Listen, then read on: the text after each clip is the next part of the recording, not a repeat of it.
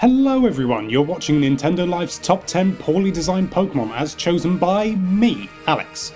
Now please bear in mind that I don't necessarily think that these Pokemon are bad, just that they're painful to look at in my opinion.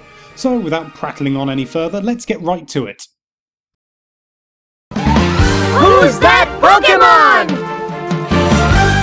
Pokemon? Number 10. Tropius. I like the idea of Tropius. It's original and I would love for the result to have been not quite so ludicrous. I can even look past the fact that it inexplicably grows bananas out of its neck, but those wings are just plain stupid. They're leaves for crying out loud and they're so thin there's no way this beast is going to get off the ground. I'd love to see another flying grass type in the future or even a successor to Tropius, but make it at least make a bit of sense, Game Freak, you crazy goons. Who's that Pokemon? Number 9. Mega Heracross. When I heard that there was going to be a Mega Evolution for Heracross, I got perhaps a little overexcited. Heracross is one of my favourite Pokemon full stop, but his Mega form makes him look goofy. I can see what the designers were trying to go for by making him look like a stag beetle, but those enormous forearms and what looks like an enormous nasal appendage just don't do this monster justice. He'll kill pretty much anything in one hit though. Who's that Pokemon? Number 8. Jinx. Did you ever have an aunt that would wear ridiculously thick lipstick and who would insist on kissing you even though you were 16? I didn't, but if I did, I imagine she would have looked something like Jinx. This downright weird Pokemon falls right into the uncanny valley where something looks human but is just different enough to give you a sense of unease and dread. It looks like a China doll wrapped in a carpet and definitely deserves its place on this list. Who's that Pokemon? Number 7. EXEGGUTO. Not only does this thing look nothing like its previous form Execute, but as far as I can tell has absolutely nothing to do with eggs unlike its name suggests. How do you go from half a dozen delicious eggs to a walking palm tree with 3 heads? I just don't get it, and I especially don't get why it had to be quite so fat and dopey. Most people remember the first Pokemon games with almost unconditional admiration, but no one can honestly say that they thought this thing was a good idea. Who's that Pokemon? Number 6. RHYPERIOR. Just how do you improve upon the sublime simplicity of Rhydon? You can't, apparently, so you just have to extend its arms and drench it in concrete.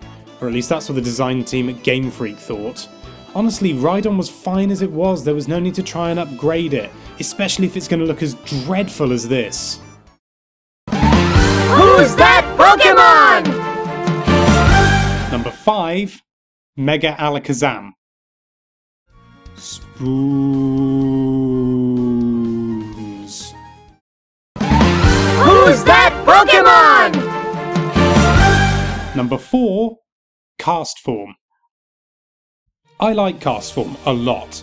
I even tried to have him in my party during my original Sapphire run, but you can't deny that anything that presents with what appears to be its rear end right at you with goggle-addled stare is not going to win any design choices. You could argue that it was mocking its enemies in battle, but this little Mooner is so weak it's unfounded. Cover your shame, CASTFORM. Who's that Pokemon? Number 3. Shroomish. It's fat, it's stumpy, and it doesn't look like it could tear a piece of paper. Yeah, its evolution is fairly cool, but this thing is just downright unpleasant to look at. It doesn't have any arms or even legs, just 2 ridiculous looking feet protruding Kirby style from underneath its ridiculous arse. Also, it looks like it has crippling acne. Enough said. Who's that Pokemon? Number 2. Barbaracle. This thing is just... ugh.